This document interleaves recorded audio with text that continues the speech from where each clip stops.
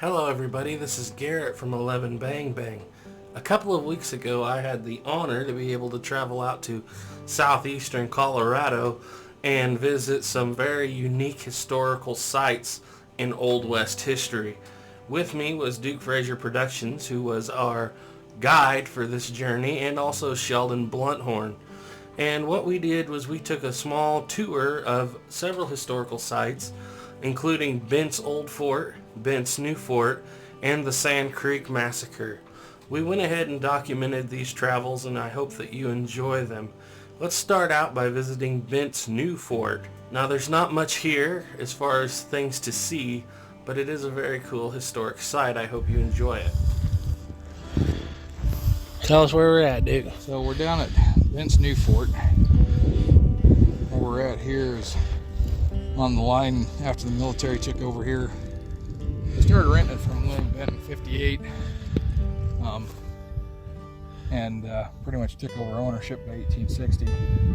When they started renting it here, they used his old fort as his new fort as a quartermaster depot.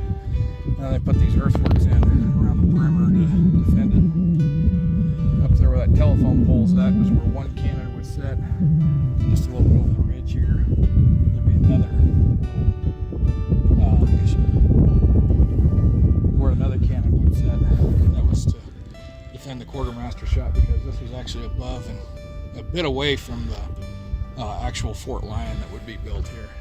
Here you can see the remnants of the walls of Bent's New Fort. So about 1853, he built again, new trading post here.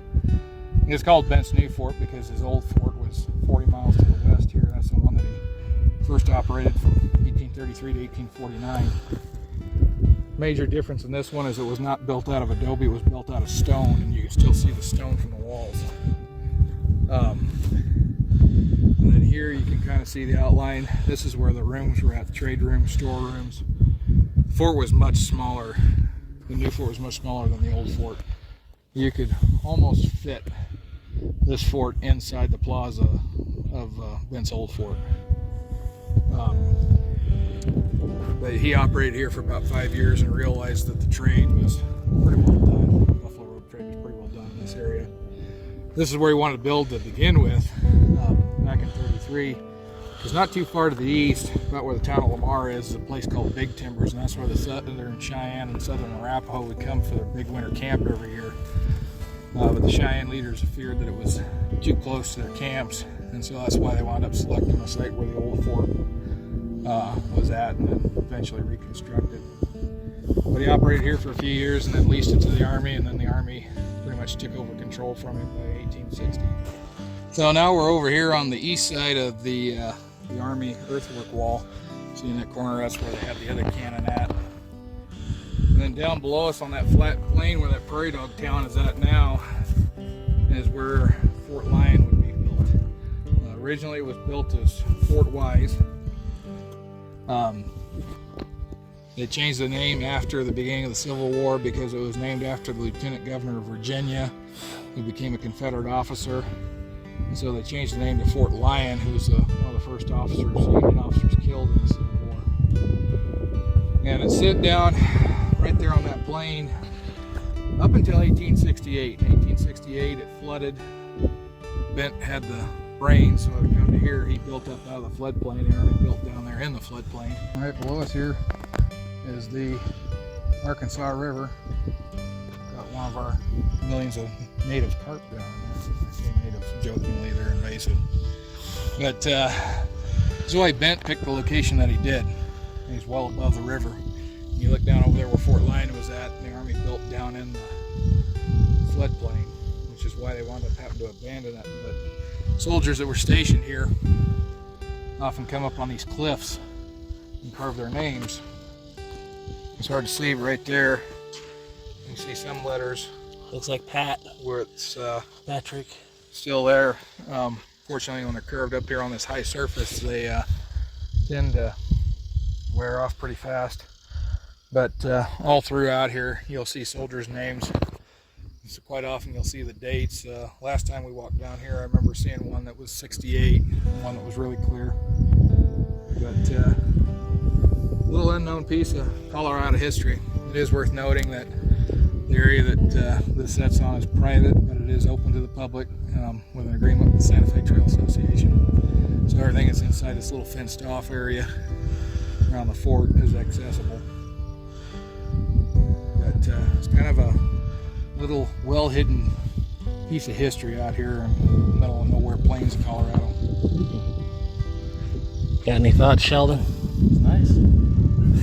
It is kind of nice. I bet you it ain't too nice up here when the wind's howling. No. Though we cannot talk about Bent's new fort without going back and taking a look at Bent's old fort, which is a replica, rebuilt of the old fort that is there about 40 miles away from the new fort off to the west, farther upriver. Now, this fort is functional. It has everything, as I said, rebuilt, and is a very interesting place to visit. However, we really weren't taking video when we were there for different reasons, but I was able to get some pictures. So sit back and enjoy these pictures of Bent's old fort.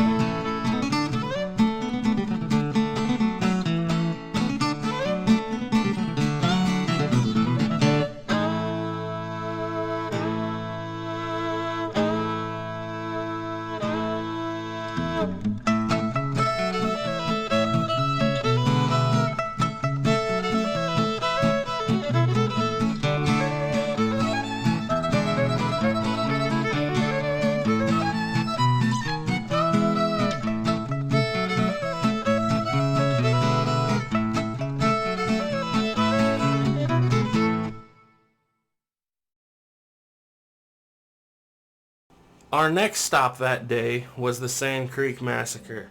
This is a very solemn place where the 700 United States Cavalry rode in and killed 300 men, women, and children that were basically unarmed in a surprise attack, and just basically kicked off a lot of the Northern Indian Wars for the next 30 years. There is a little bit of wind in this video, but just bear with it for a few seconds and it will get better, I promise.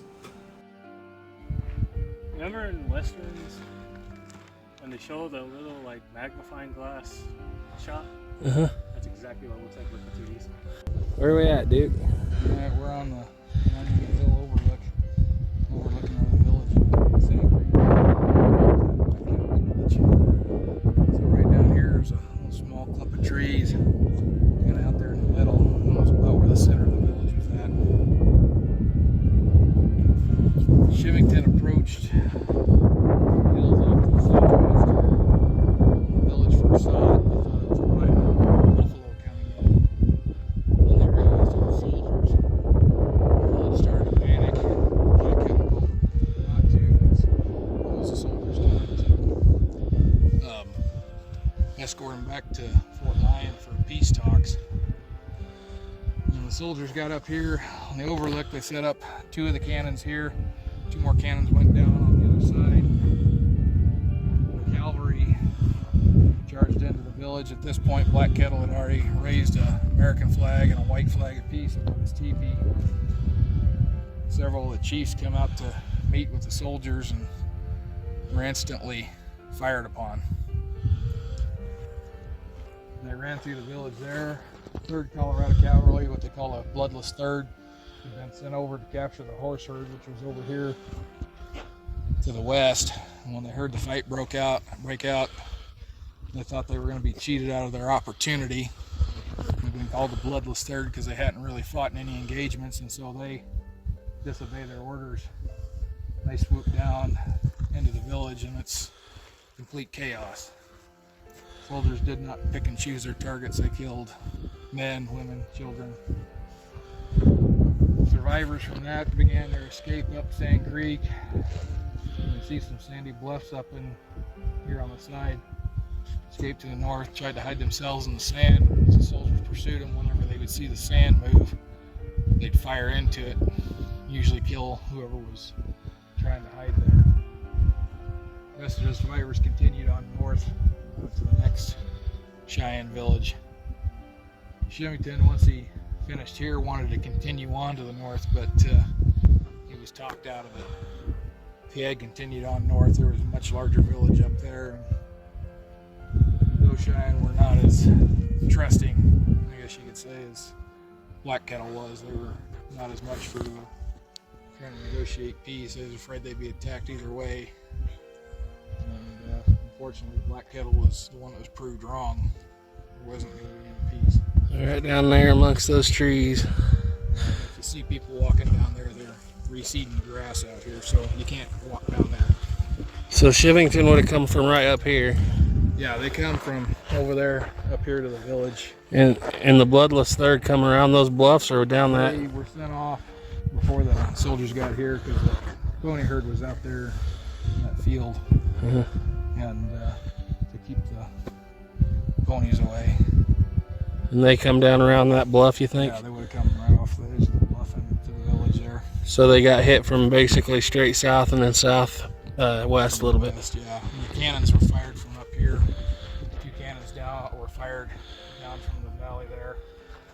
They were ordered to load spherical case, which if you're not familiar, that's a solid, well, it's not a solid ball, but it's a hollow ball filled with 69 caliber musket balls, for lack of a better term, and also filled with explosives. And the idea is that they create more shrapnel, and they're for shorter range.